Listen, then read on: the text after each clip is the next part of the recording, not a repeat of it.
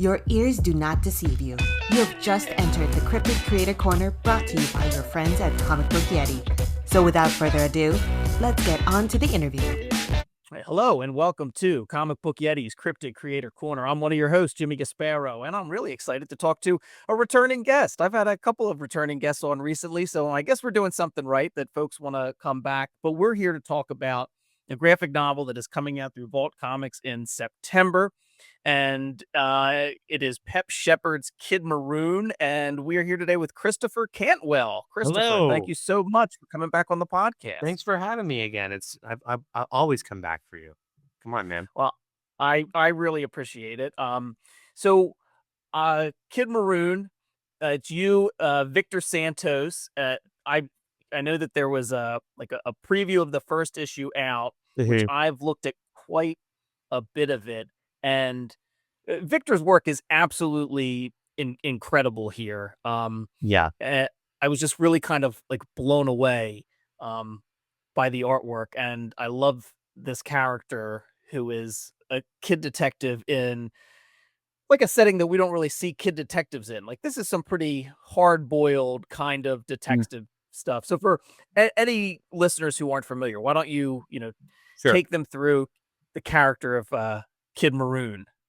So this is something that, I mean, listen, it's had its kind of long evolution to get to where it's at Vault as this graphic novel with Victor, and then also presented as this long lost character from the time period. And that's very much because as I was working with Victor and we were building this, so much of his work is evocative of things like Will Eisner and Chester Gould and stuff we're reaching back into from The Spirit and Dick Tracy. And also on my end, and I was even talking to Adrian Wassel about this from Vault, like there's a lot of comics that are fine. It's like almost like we got the rights to, it's like some character. And listen, I love those things. Like I love what they actually did with real Dick Tracy at Mad Cave, and Michael Marici and Alex, and it's been really fun to see. But there's so many of them that we thought it'd be fun to present it as like Vault triumphantly got the rights to this character that's been missing for 70 however many years. And so we create, which was also fun though, just having worked in comics for a few years now at this point, I think since 2017, like, and Victor even longer, it was like, let's create our own avatar for like the tortured artist, the creator who just destroys themselves making these things, which still is unfortunately quite relevant today. But yeah, it was the character of Kid Maroon is something that goes back about 20 years where I graduated from USC Film School in 2004, and I was living in LA, and it was my fun first year out of school, and I had hardly any money, and I'd been an assistant for 6 months and just totally crapped out, and it'd been so tough. And like I still remember my first day as an assistant for this producer manager, and the first day I came home, my girlfriend at the time, like I was sitting on my bed and she was like, you can quit, you don't have to stay. And it was the first day, like it was just terrible. It was one of those. Oh, no. And I ended up like leaving that job, and I was tutoring kids in the SAT, like kids in Beverly Hills, and I lived off Melrose in LA, if you're familiar with it, like near Pink's Hot Dogs. And I lived like behind Pink's, and there was a great video store across the street, across La Brea, called Rocket Video. That's no longer there. But I was just miserable. And I was tutoring kids, and I was looking for other work. And I went to wash my clothes, and my building where I lived, it was this bungalow. You needed $2 to, like, I think, wash and dry your clothes. And I could only find $1.75 in quarters. And I started like weeping in my studio apartment. And I was like, God, I feel like a kid just thrust into adulthood too fast. And from there, I started playing with this idea of a kid detective, a child detective, very much in the vein of Encyclopedia Brown or the Hardy Boys, or, some of these characters, but putting them in a real situation where it was absolutely terrifying. It was everything that Raymond Chandler, had painted, really rough. Right.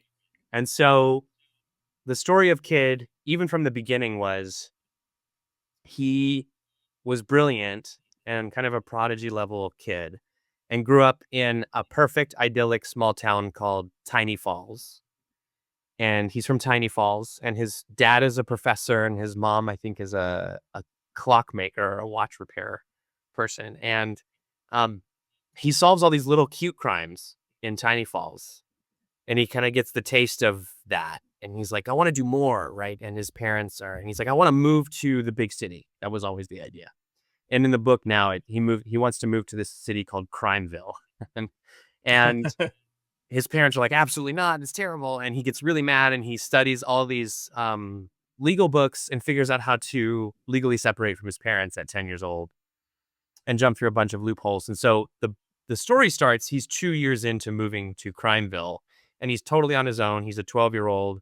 He lives in his office. He has a Murphy bed, and he's like old beyond his years, right? And he's freckle-faced and has the parted hair, and he carries a slingshot, and the world is just tremendously terrible all around him. And he is in this kind of jaded place when we find him. And so that was the original idea for the character that I had, way back in 2005. And I think I wrote it as a novel, I think. And by that point, I was like living on Venice Beach and sleeping on the floor of my apartment or whatever. But, and then life takes you different places. And I ended up in comic books, and Adrian came to me after I had done The Blue Flame with Adam Gorham and Kurt Michael Russell and Hassan. And he's like, do you want to do something else? It was a couple years after, we had really finally wrapped up Blue Flame and the trade had come out. I said, I don't know. And I thought about it. I was like, I have this one old idea. And I think it'd be really interesting in comics because I was working in television at the time, right? I was working in TV and movies by that point. My life was very different. And I was like, this is something that it wouldn't work as a TV show because, even when I wrote it as a book, I think I sent it to some agents in New York and they were like, this would be great, but could you rewrite it as a YA novel, right? Because it has like a young protagonist. And I thought about it as a TV show, and it's like, man, you can't, even putting an actor who's 12, because I've worked with child actors in situations that are violent, it's not funny. It's not, you can't have the style and tone, right? So it was like, it just felt unique to comic books in a way. And so it feels like something that could only exist. It just feels like it's unadaptable, which is, I'm sure Vault loves hearing, but and so Adrian was like, but Adrian loves stuff like this, and he was like, oh my God, like this would be awesome. And so we started working on it, and then he brought in Victor, and I was so excited to work with him because he just has that language of all of comic history in his pen. He loves Eisner. He loves Harvey Kurtzman. He loves the Chester Gould stories. He loves so much of that stuff. And yet his work is so kind of groundbreaking and cutting edge. Nothing in the book is really paneled. There's panels, but it's so unconventional. A lot of it is kind of collage work and kaleidoscopic in a way that is really fantastic. And so, yeah, we built this whole kind of sprawling saga, and at the heart of it always was Kid Maroon, whose real name is Walden. The real thing he needs is to be a kid. He's missed his childhood, right? He's missed his childhood. And so the whole story is really geared towards him going through this really intense, violent mystery crucible in Crimeville, but rediscovering his childhood, the side of him that is still a child, and allowing that to continue and not trying to grow up too fast, which is something I still relate to. And I'm 20 years older and have 3 kids of my own, Yeah. Yeah. I speaking of Victor's art, and yeah, there aren't really, there's some pages that have like defined panel borders, but yeah, there's such a sense of like flow and movement to it because of that. Like there's always kind of something happening somewhere on the page, which is, I just absolutely love it. And it has this look to it where, you could see something very similar existing in the 40s, right? It kind of has that feel to it a bit of, oh yeah, I can see how this was the idea of something in a comic strip from, the late 40s and adapted to Yeah, now. that and those strips are so interesting, and Victor really pulled so much reference from that, and that it ended up into the mythology of the book, right? That's we created that, we made it this story of this guy Pep Shepard created this character in 1947 or 8, and um it just felt right because it just felt fun, it was just us having fun. It was this book. Adrian and Victor and I would talk about how this book really feels like and I know a lot of people say this about most everything, but like it feels like it's also a book about the love of comic books. Mhm. I think it's very much that, right? It's very much like this is what we love about these things, like I think it's Victor and I and Adrian putting that into it. And uh it turned out so well, and just the style of it is fantastic, and it's funny, and we got to build a whole world for it, but at the same time it still has a beating heart at its center, right? Which is Kid, but we got to do our own, gallery of villains and give them awful, funny, stupid names, and but also make them terrifying, right? Because I listen, when I was a kid, like, I didn't know what Dick Tracy was until the movie came out because I was 8. But I loved that movie, and I was Yeah, me too. immediately obsessed with the, like, retro future stuff, which I know they were kind of borrowing from Burton, but, like, it was interesting, and, like, the watch, I was crazed about it. I was like, "Jesus, I need that," like, I Yeah. still would buy that, and but then that movie also is movie is incredibly violent. I mean, in a way that I don't know is good, but I love, which is the third act of that, or the end of the second act of that film is just him gunning down every villain in Dick Tracy gallery with a machine gun. And it's how Warren Beatty lost his hearing because they blew up the car behind him too close. But like he just machine guns Wow. every single character in the movie except Yeah. for 2. And like it's amazing. And so from there, I remember I guess that was Touchstone or whatever, Disney, they tried to like, it was, they had toys and this and that. They started re-releasing Dick Tracy comics. And my family went to the Wisconsin Dells for like a family trip, and, Oh, wow. and, you know, we drove up to the Wisconsin Dells, and, um, I got an issue of Dick Tracy at the drugstore or whatever. And it had Mrs. Pruneface was the villain in it. I don't know if you know Mrs. Pruneface. Pruneface is in the No. movie. I He's mean, I know machine gun. Prune Face, yeah. Yeah, so Pruneface is Tommy Gun to death, but in the comic book, he had a wife named Mrs. Pruneface who was a nightmare character. I mean, just scared the shit out of me. And I was 8 years old in the Wisconsin Dells reading this thing, and then I'd have to share the bed with my German grandmother. And she would snore and keep me up, so I would just lay awake thinking about Mrs. Pruneface, who was like sadistic, and she had a whip.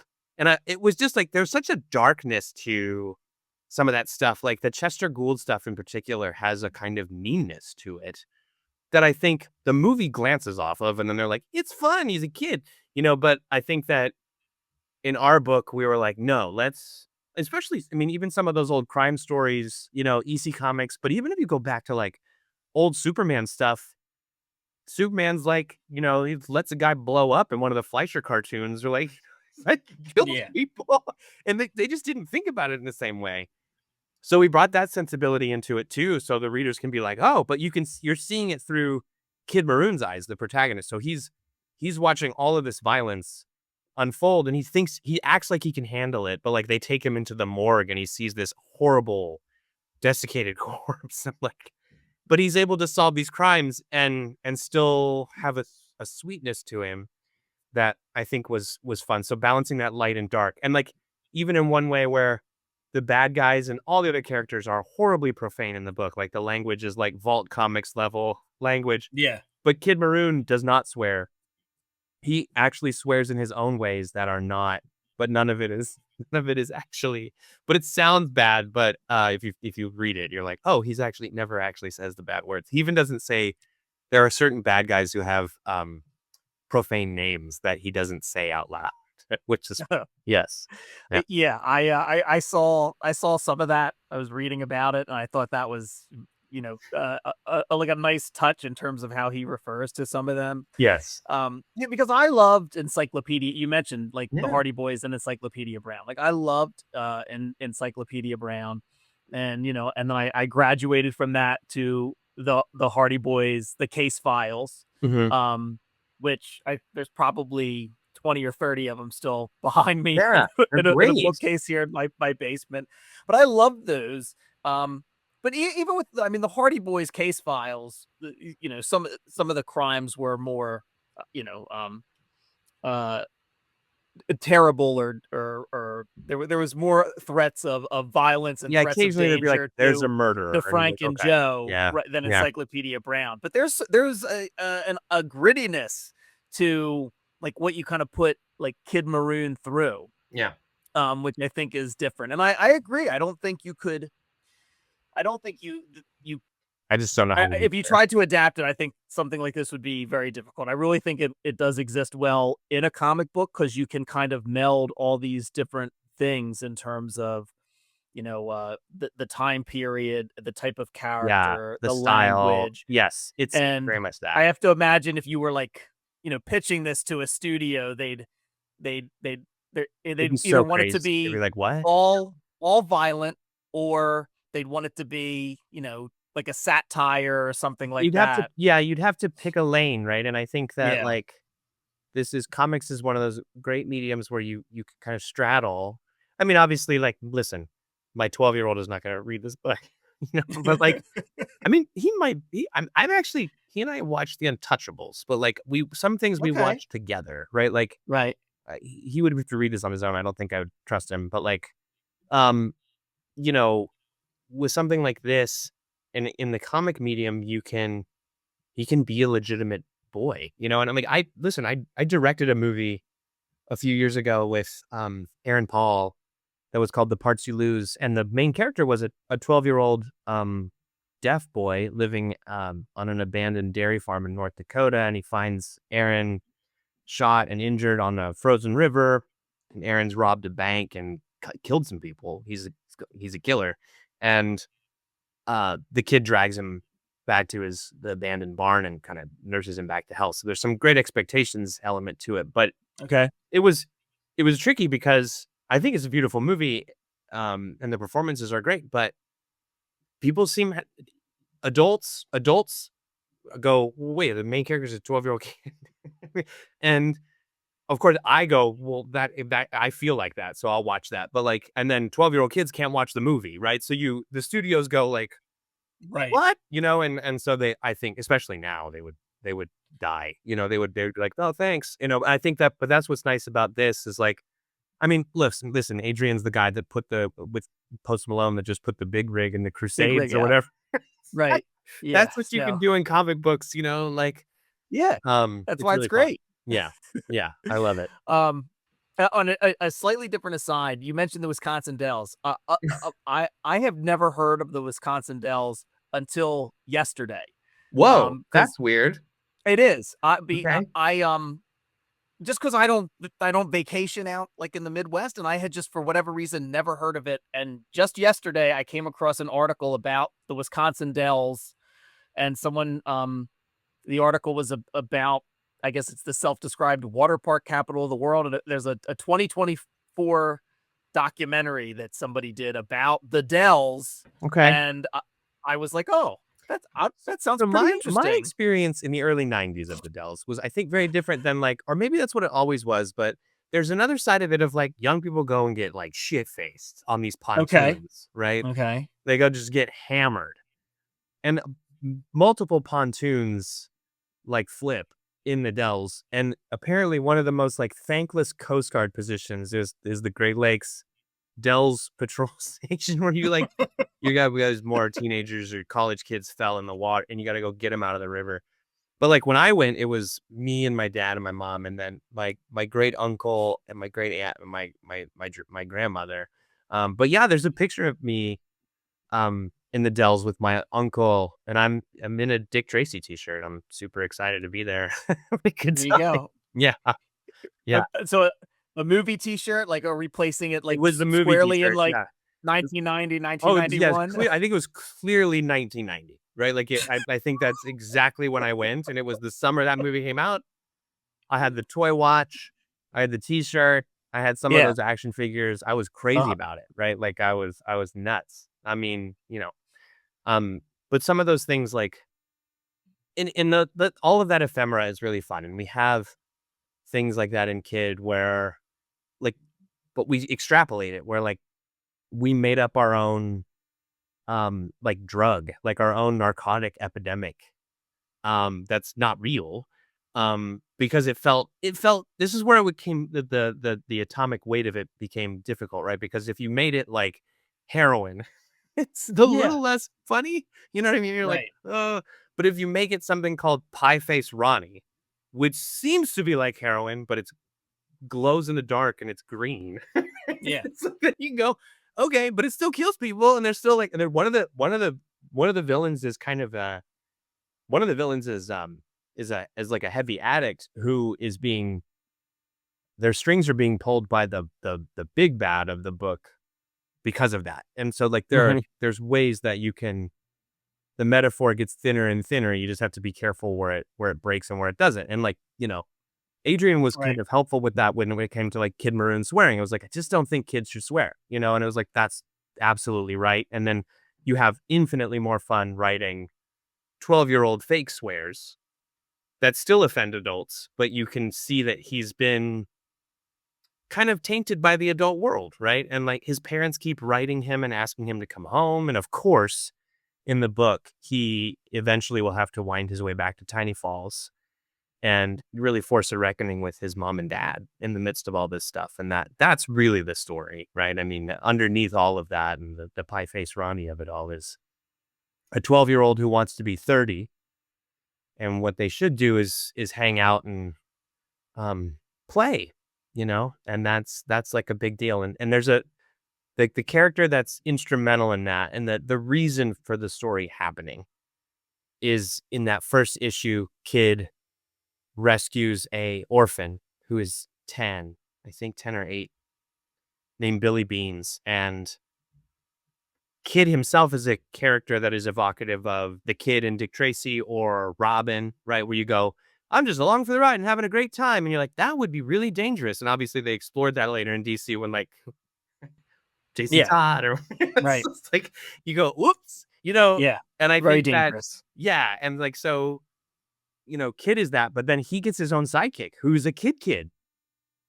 But this kid is a kid, and this kid also has no family, but not by choice. Where Kid has left his mom and dad, and Billy has no mom and dad because they just didn't want him, and he's honest about this. And so he really looks up to Kid as an adult, but also as a friend. Like, and Kid's never had that, and so the two of them have this really important bond. And Billy is the inflection point for why the book even is a book or a story, and that's the relationship at the core of it. Yeah. Okay. Yeah. Yeah.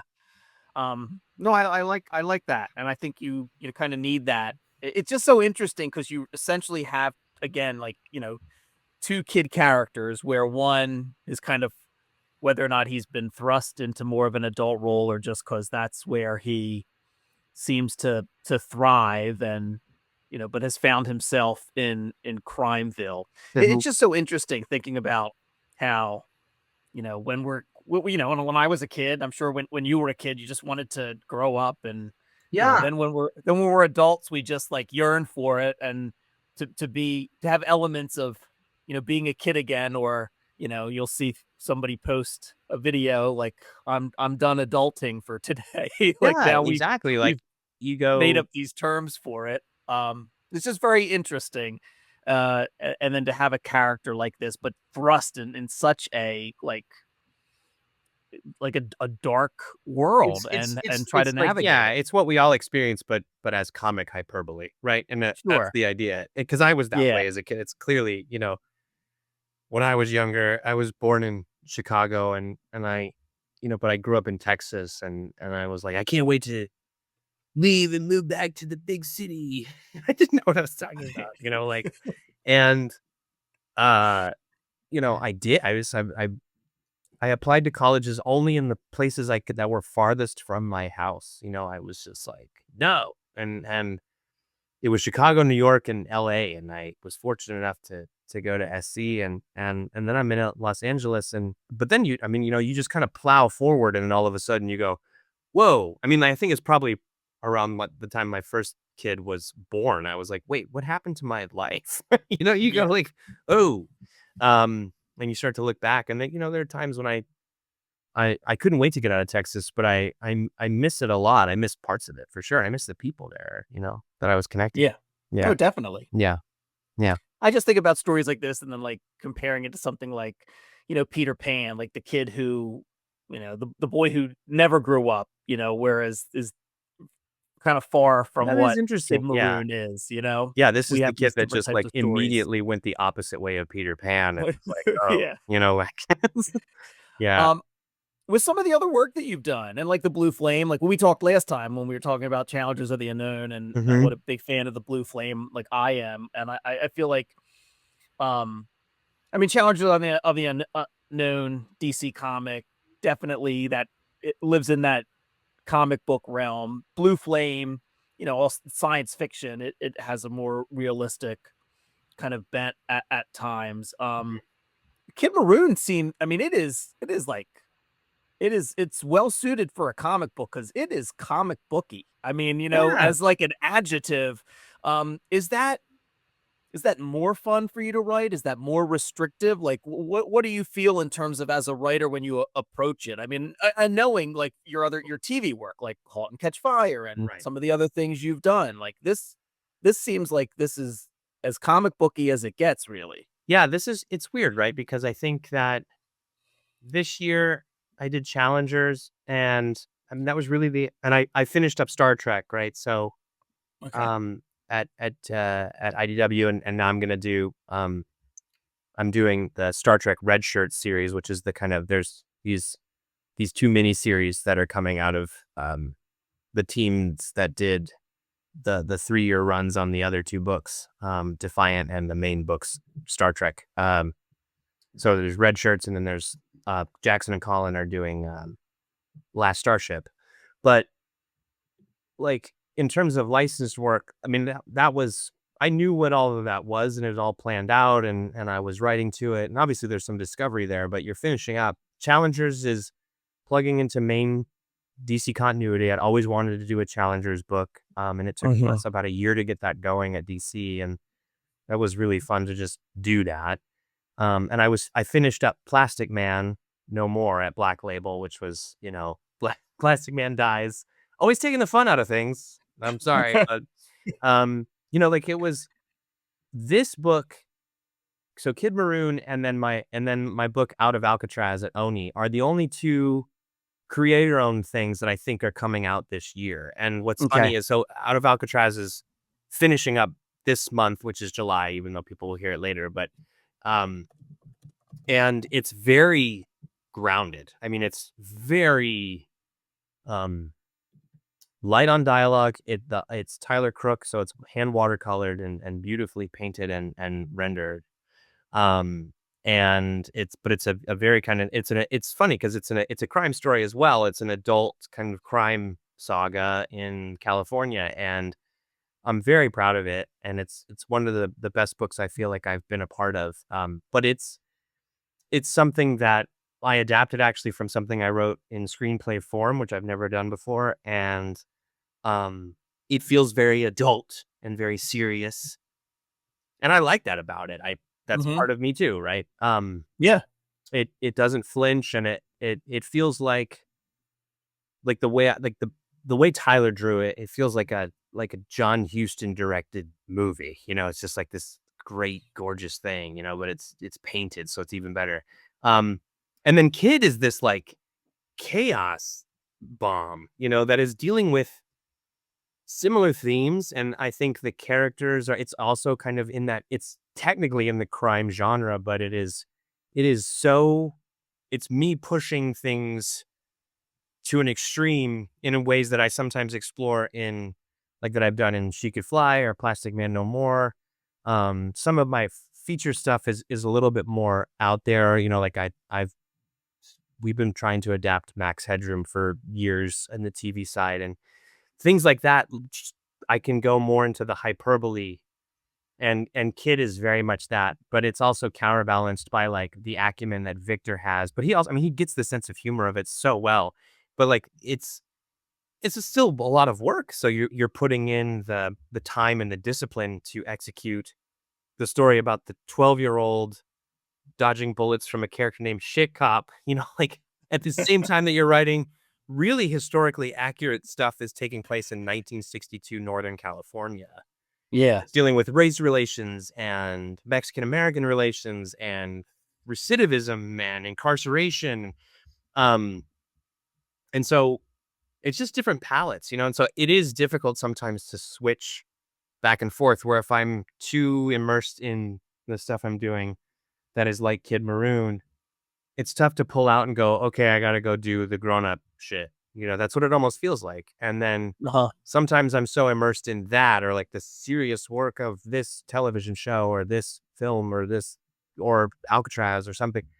And I go, and then I have to you have to change gears so hard and go back to Kid Maroon and go, okay, wait a minute. Like, he shoots an antacid into a tiger's mouth with a slingshot. Like you've got to like figure those things out. But it very much is the dichotomy of my life, and I think that's why Kid feels like a very, if any of my characters are, I don't know if they are really, but like it has some autobiography in it, where that's what Kid is. He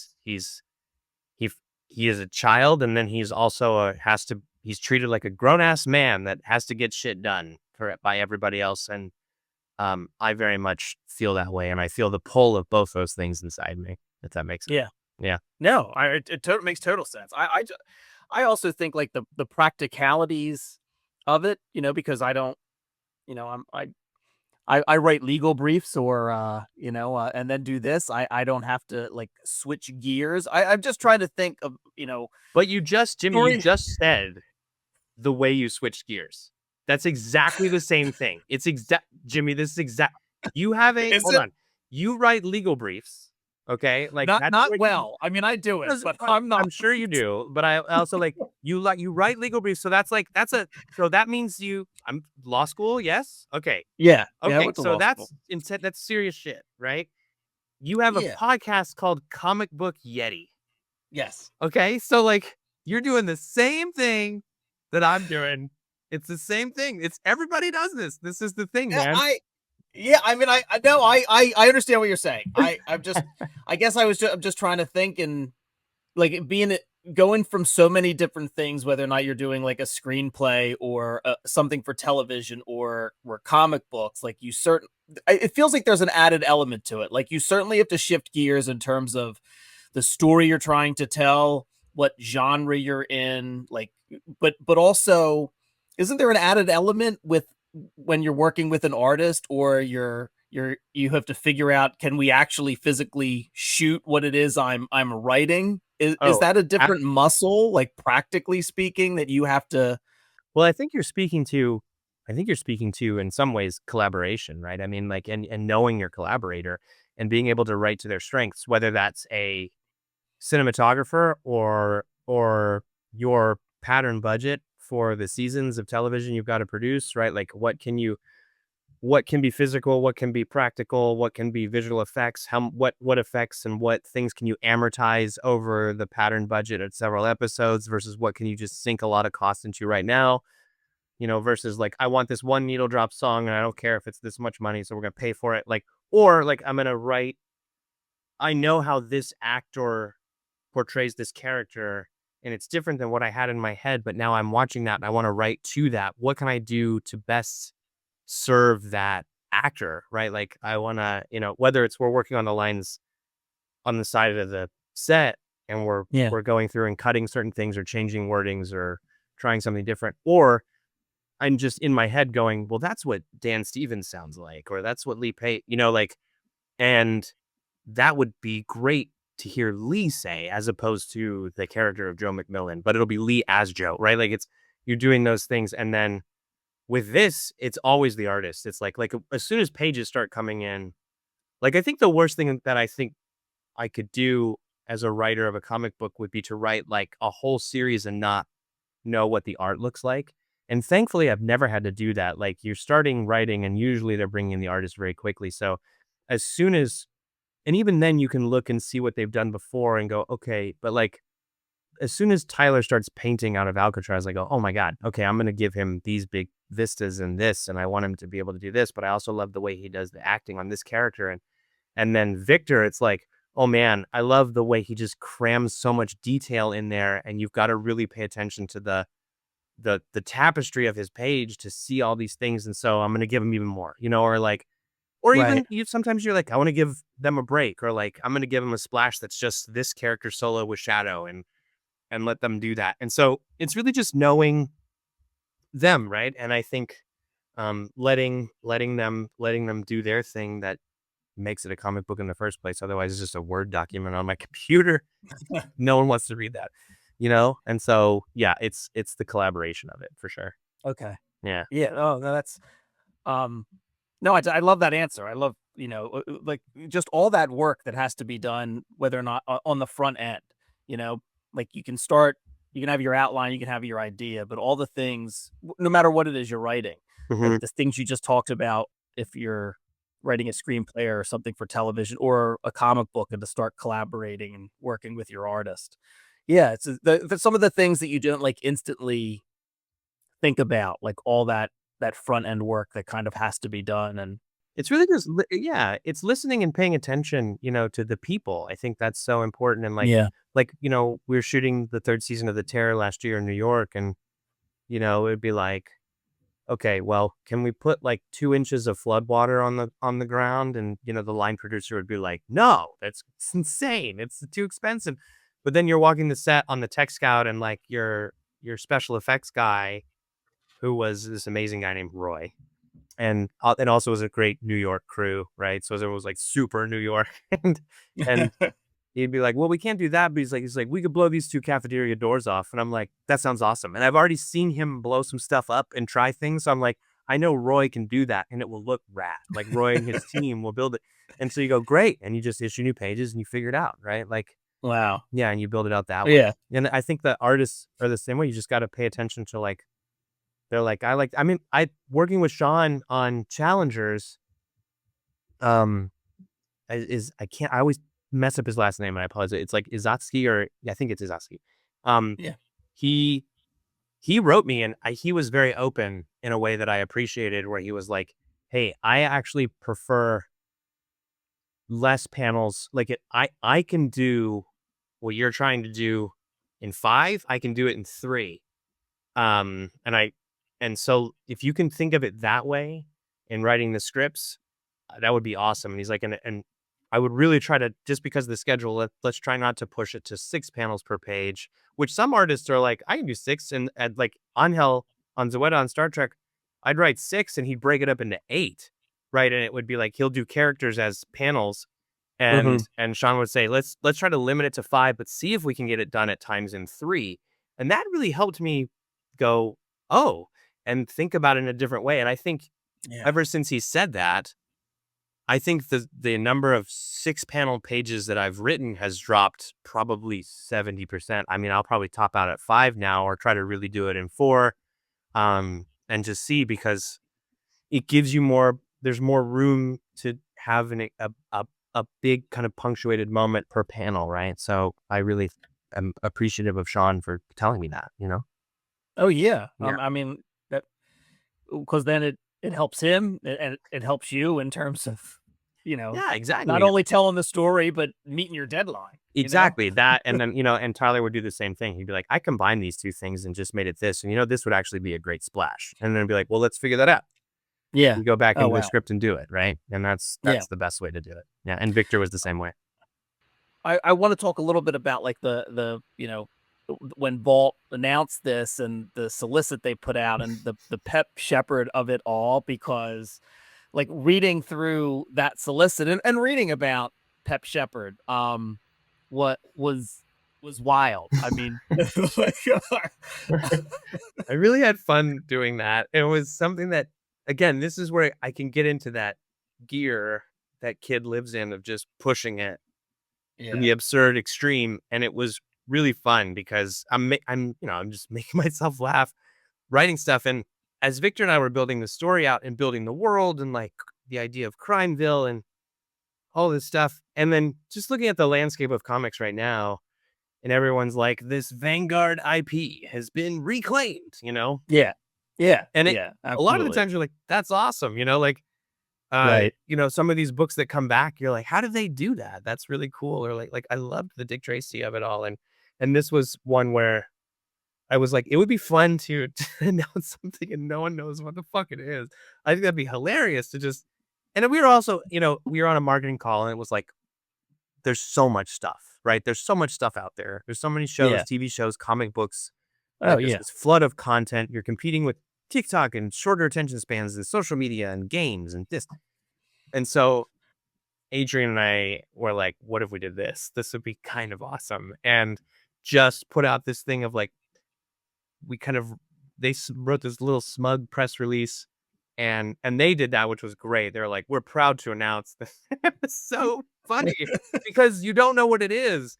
And that it felt like it was great that they were going to like do a pratfall with the first mention of this book in public, and it was going to be funny.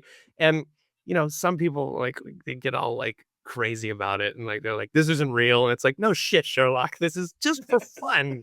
It's written so stupid because Adrian was like, like, it's like, this is clearly fake. And it's like, oh, no, fuck. I'm like, give me a break. Like, because I wrote the biography of that.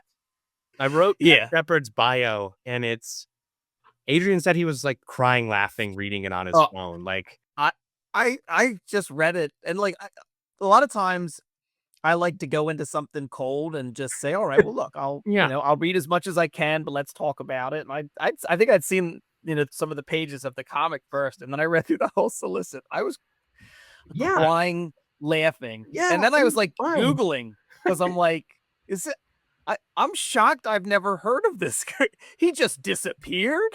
It's like, and it was a fun thing to do where it was like mild trolling, it's like, of course, it's like you have a little, it's harmless trolling. It was fine. And like, but the thing with Pep was I wrote that and I was like, I'm just going to try to make this as crazy as possible. And the press release went out and I was like, man, have you heard about this? Like, cause the first announcement didn't even mention me or Victor. It just said they got the rights to Kid Maroon, which was great. Okay. They were like, and we're going to bring it back.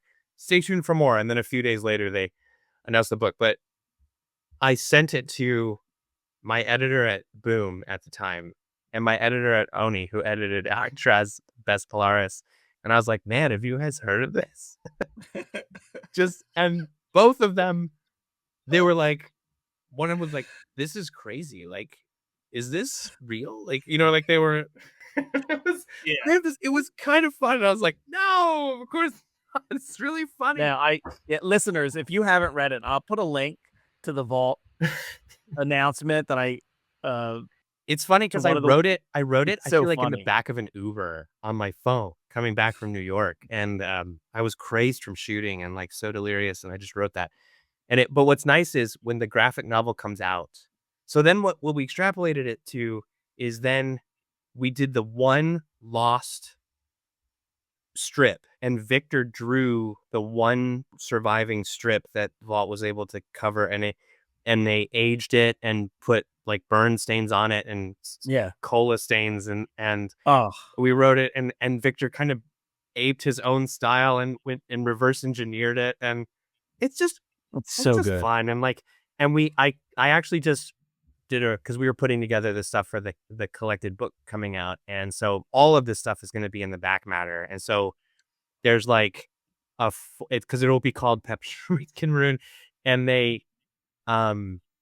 there will be like a foreword from me, but it includes a letter from Pep Shepard to his wife and about how he's staying late to work on Kid Maroon. And he crashed his car into the pharmacy again. And like, it's just like, and then the whole bio will be in there. And I went through and copy edited it because it was a mess. And then I also just added a little bit more filigree just because I couldn't help myself. Like, and so that'll all be in there. But it was fun to do that also because, like, one, this is, like I said, it's a book about it's a book for people who love comic books. And so everyone I know, including myself, and I'm sure you too, like, you read about the people who made these things, right? You read about Bill Everett, and you read about Marie Severin having to erase the nudity that Wally Wood would put into the cat eggs. Like, you read about you read about the crazy house that was EC Comics. You read about, I mean, even outside of comics, you read about the stuff at Termite Terrace that they did, making the Looney Tunes cartoons, and how there was no air conditioning and they were miserable, and Mel Blanc hated carrots and all of this stuff. Yeah. And there's so Yeah. much lore that because Yeah. we love it so much, you just eat up the lore too. And you're like, like I just read Art Spiegelman's book about Jack Cole, which itself is this beautiful artifact because it's Spiegelman. So he's building this thing, and it really threads the needle between man and myth, and artist and myth, and the wild things Jack Cole did, and the naughtier parts, KNOTT, right? IER, like this is difficult shit. And there is some real dark side stuff to that. And so this was something where we were like, let's put out a poster boy that we can own, of like, here is the perfect hyperbolic miserable comic creator who made something kind of lightning in a bottle, and that's what we all aspire to. I mean, everybody, down in San Diego next week, that's what they're all doing, like, big and small is like they're killing themselves because they love it, and that was the fun of it. Yeah, absolutely. I mean, it's just enough that I think, like, you're like, you question it. There are just too many, like, good details in it. It's But I mean, just enough. You want to, like, just tip it a little bit and be like, see, like, you got to just be a little careful, because you can't have it be too dry, because then you're like, well, wait, but it's like things where you go, what? Like, I tweaked some of those. Like, I think I think the first line of the bio is that, in the one you read, is like, when his twin brother Alva died at the age of 8 in an avalanche. And like, that's the first thing. And I tweaked it in the new edition that'll come out in the book. It says, when his twin brother Alva died at the age of 8 from an avalanche because he yelled too loudly at the snowpack that winter. It's just like, just enough where you go like, will you believe this? Like, that's the fun of it. Yeah. So, my favorite one is that when he worked in I'm looking at it, in 48, after he worked for Furcher and Lieb, their partnership ended when Furcher shot Lieb in the face, and then in parentheses it says by accident. During a card game. Yes. Yeah, they worked on so much stuff. Like, it was coming up with the fake strip names. Like, one of them is called, he like was a guest inker on How About That, like, and I went into detail of what How About That is in the bigger bio. It's just, it's so much fun. It's just, and it's good. The medium is so much fun. It's full of so many characters like that. And that's the testament to this medium in the industry, is that people can read something that is that insane and they'll go, wow, Yeah. I mean, really? Maybe, like, because there's some wild shit, like, it's crazy. Yeah. Anything's possible. Yeah. Why not? Especially in comics. Yeah. Especially in comics. But yeah, Christopher, this has been wonderful again. I'm really excited for Kid Maroon. I just seeing, knowing your work, seeing Victor's work on this. So the entire graphic novel is going to be out in September. Yes. So it's big too. It's so we kind of initially conceived this as issues, and that's how we started putting it together. And then Vault looked and said, you know what, this would be awesome as a book, especially with the Pep Shepard stuff. So that layered storytelling in there. So it was originally 44 page issues. So you're looking at, what is that? That's 88. It's like 88 plus 88. 176. 176 pages just of art and story, which is great. So it'll be a really nice thing in September as things tilt into the fall. It'll be cool. That's awesome. Yeah. And so as we record this in July, you mentioned Red Shirts is coming out, which I love the Chris Sheehan cover I've seen. Oh man, with the skull. Yeah, he has a series of them. So every issue It's 5 issues, and every issue there's a Chris Sheehan A cover, and it's a skeletal red shirt in some situation, which is great. And yeah, so that'll when this hits, the second issue will be about to hit, and then yeah, so red shirts, and then there's some DC stuff that by the time this comes out will be, I think, public knowledge and happening in the fall. Okay. And like just fun little Grace Note stuff. Nice. Because the big thing is really, it's funny because we were just talking about the disparate natures of these things, but like Kid Maroon comes out as a graphic novel in September, and Out of Alcatraz comes out as a graphic novel in October. So it's a really funny parallel where it's like you'll just get both sides of my brain, I guess, and some great art. Yeah. Nice. Yeah, that's fantastic. Yeah, Out of Alcatraz, it's great. Yeah. But Tyler Crook, I'm a huge fan. His work with Cullen Bunn on Howard County, It's insane. is unreal. And yeah, it's funny you said that, like about his, like some of his work in paneling because of the painting reminding you of like a John Huston film. But yeah, there's a lot of that, especially he just does these great close-up acting shots of folks' faces, which they're just his acting just goes really like crazy. Yeah, it goes really wide. Like I just watched The Misfits for the first time, which was Clark Gable's last movie and Marilyn Monroe's last movie. Right? Yeah. Gable died like 12 days after they wrapped, but like it's black and white and this kind of last Western 1961, and I was watching it, and it's an amazing movie, but I actually thought of Tyler, and I was like, man, it's almost like Tyler painted this movie, even though it's black and white. I was thinking of the way they do the salt flats in that movie in the Badlands out in Nevada. It's really, it felt like, and then they come like right into the cowboy's face. They come right into, what's his face? Montgomery Clift, and it's like, it feels like Montgomery Clift feels like a Tyler Crook character. It feels like he was very cool. It's kind of funny. Yeah. Yeah. Well, all this stuff is great. I can't wait until Kid Maroon, though. I love the idea. I love the humor in it, but I also, I definitely understand that kid who wanted to grow up way too fast, and I can't wait to see how this story plays out, especially with such an interesting world that Kid Maroon's in with Crimeville, and he just seems like a fascinating character, and I love the bits of humor in it as well. Yeah, there's some good. Really excited for it. It'll be awesome. Thanks so much for having me, man. Yeah, no, and I just it's lettered by Ann Worlds. I think DC Hopkins is doing, and Mattia Iacono is doing colors. Oh yeah, that's right, Mattia. We should talk about Mattia. The colors work are insane. Some of the shadowing work, because it's supposed to be gritty, but then you have this really bright-haired, freckled-faced kid. Like, it looks awesome. Mattia, and that's the funny thing is because I know Victor, and it's a lot of artists, I think, and I hope I'm not portraying Victor here, but like he draws it and it's black and white, and he loves Will Eisner and some of that stuff, right, and some of that EC stuff and eerie stuff, and so he's like, oh, look at it, looks so good, and then Mattia would come in, and Victor would be like, okay, well, like this, and give him some, but Mattia would come in, and it was just. He would just go in effortlessly, and Victor would come out and be like, this looks incredible. Like, it's like, and the kid's red hair and the freckles that appear even in the shadows and stuff. I mean, like that's Mattia just killed it. It's awesome. Yeah.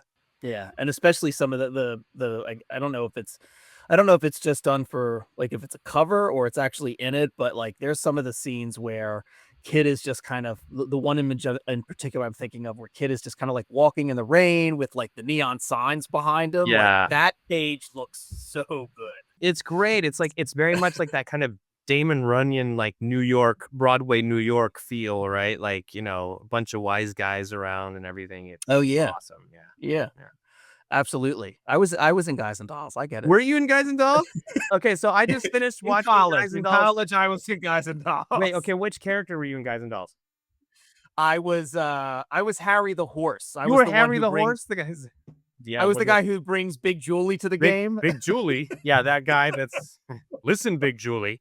I just watched it for the first time with my kids over the last couple weeks. My middle kid is in a tap thing that's from Guys and Dolls. So my wife's like, let's watch it. And for some reason, I've seen a lot of those Technicolors, but I hadn't seen that one. I was amazed. And then I read about Damon Runyon, and I was like, Yeah. oh my God, like it's great. Well, my wife and I were joking.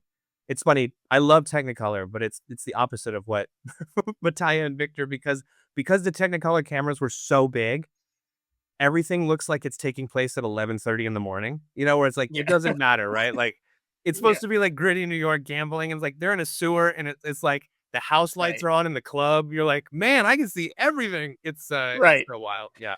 That's great. Well, yeah. And watching movies now and like going back and watching some of the older films, like there's no hiding, no matter what they did, that they are on a set, like it's like, but it's also so cool. Like at the very end, when they pull back and they're driving cars on the set, where I'm like, and they're crossing, I'm like, that's a huge set. That's awesome. And like, talking about painting, like the backdrops and stuff, like that kind of lost art. It's almost like gold leafing, it's this skill that's like, and they never left, they never left Formosa and Santa Monica Boulevard. They shot that whole thing right there, and it's like, but it's engrossing. You get sucked into it, It's so, I love the soundstage movie.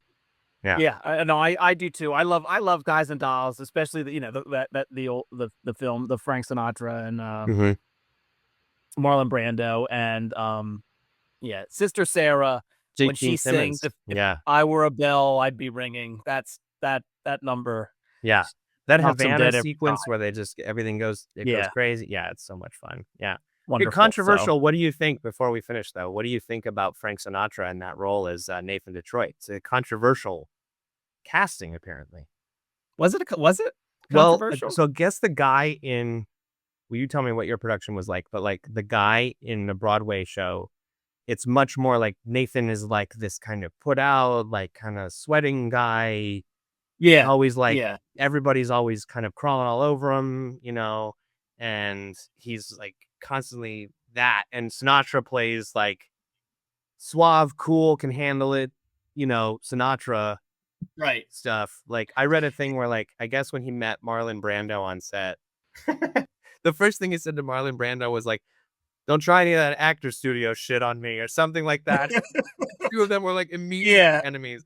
But it's like, you watch the movie and you go like, yeah, Sinatra's just kind of doing himself. But anyway. Right. Yeah. No, I get that, because like I've seen other productions, and like the one we like did in college where, he is supposed to be like put upon. He's a degenerate gambler. Yeah, he's like Sinatra plays it, he doesn't want to get married even at the end. He tries to like run away, like all that. Sinatra plays it like really cool, and like you're supposed to have these two different characters with Sky and Nathan, and you're like, well, they're not that different. Right, exactly. Like Sky is unflappable, and then Sinatra is also kind of unflappable, and you're like, well, wait a minute. But like, I feel like Brando is. But yeah.